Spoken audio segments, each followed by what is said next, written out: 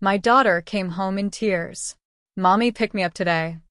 Her voice was so tiny, so certain. I stopped mid-step. The entire world collapsed into that single word, Mommy.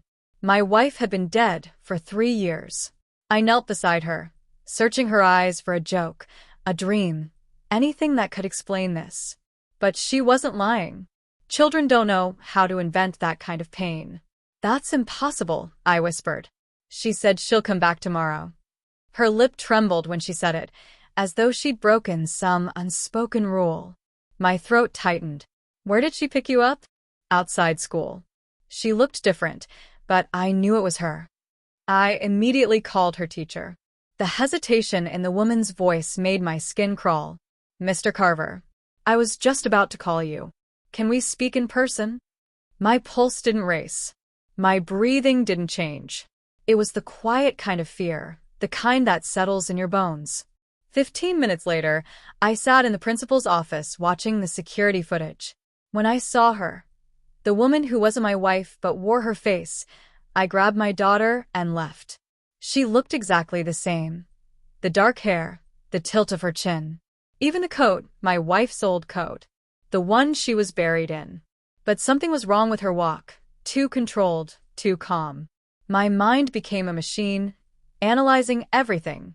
The angle of her head when speaking to the teacher, the slight turn toward the camera before she smiled, almost like she wanted to be seen. I drove home in silence. My daughter fell asleep in the back seat. I didn't turn on the radio. At home, I dug out her death certificate. I hadn't looked at it in years.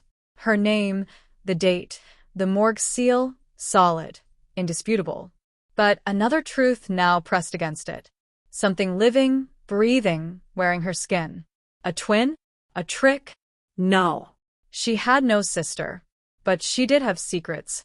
The night she died, she left after a fight, needing space. Then the crash. The closed casket. What if she hadn't died? What if I had mourned a lie?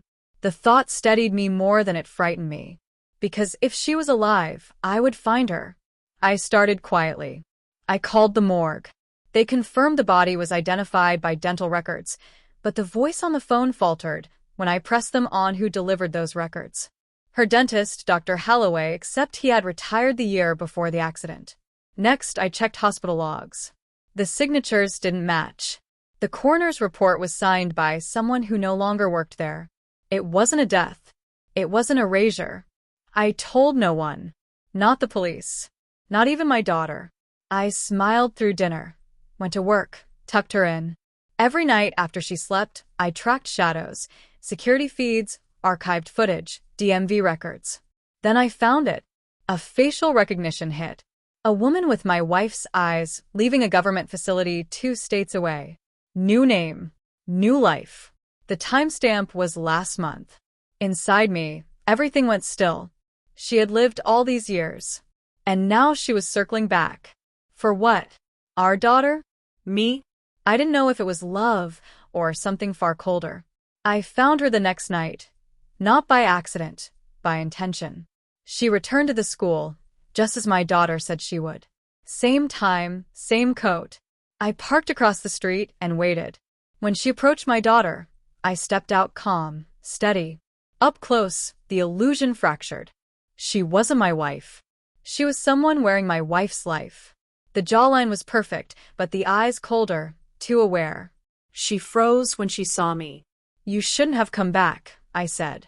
She deserved to know her mother, she replied, voice soft. My blood chilled. Who are you? Her smile never reached her eyes. The woman she was supposed to be. It hit me then. The body in the crash had been someone else. A deliberate switch. My wife didn't die, she traded her life. This woman was a replacement built for a story that was never finished. I didn't raise my voice. I didn't touch her.